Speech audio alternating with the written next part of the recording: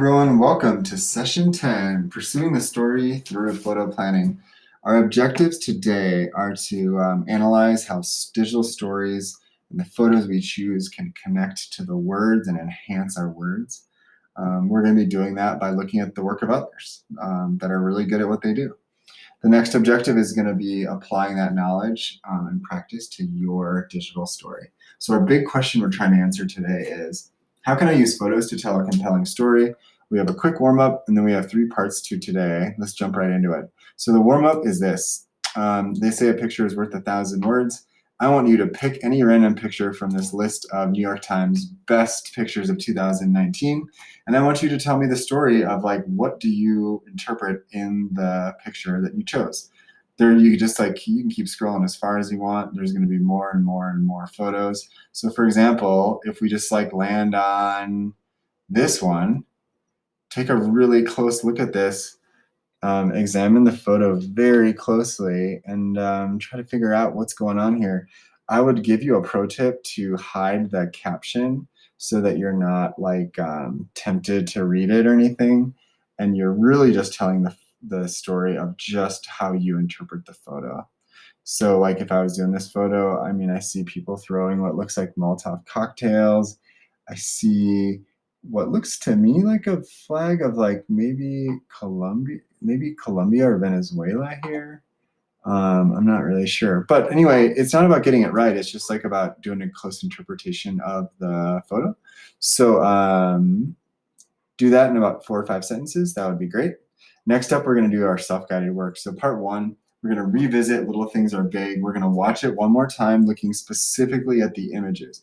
Which images are chosen, and then why were they powerful? So that's what's going to go in this purple part of the graphic organizer. You need to identify 3 images that were chosen and used in the story, and then you need to explain how was that image powerful to you as the audience. Part 2 is reading photo stories.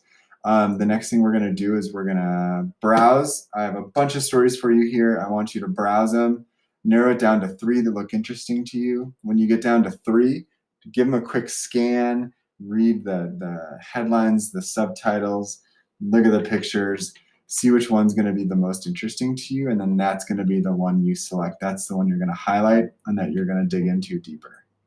Then you're going to read that story fully. So sit down, do whatever you need to do to focus. Some of these stories are a little longer, so do what you need to do to settle in, and we want to read the article. After we read the article, we're going to be answering the questions in this graphic organizer. I have the questions here in this gray column. I have sentence stems for you here in the white column, and then your answers will go right here in this purple column. The only thing I would note in these questions is when I say the second time, it's the time you actually sit down and read the full story, not just your first skim. This question might throw someone off.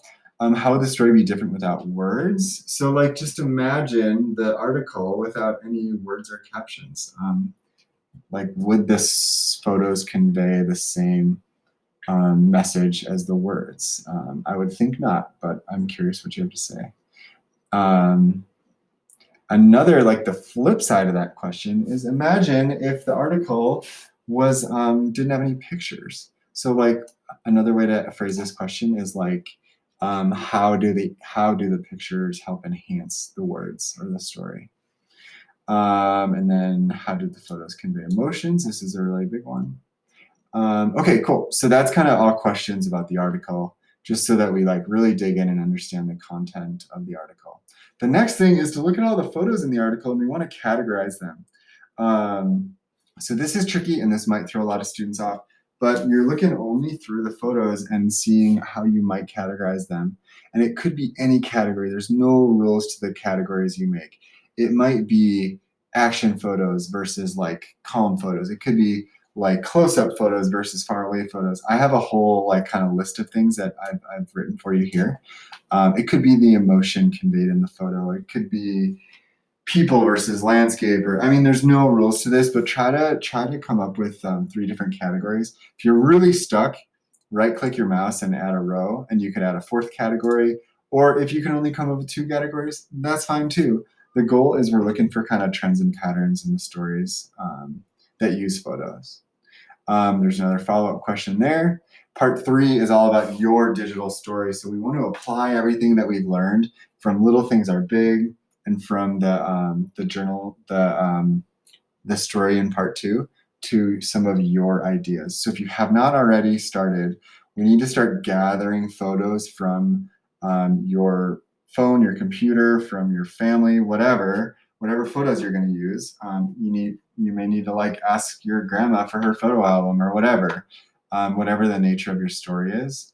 And we need to start pulling those photos together in one place. I would suggest you just make a folder in your Google Drive, and then they'll all live there. And then that's a really easy way to get them up to WeVideo. Another idea is if you need any extra images or extra video, here are 3 royalty-free stock image and video sites. So the deal is if you use someone else's photo, you have to give them credit, and sometimes you have to pay them. These photos and videos are all free. So feel free to use them if you need to kind of spruce up the existing photos you have, or if you want to kind of do some sort of a balance between your own photos and some stock images.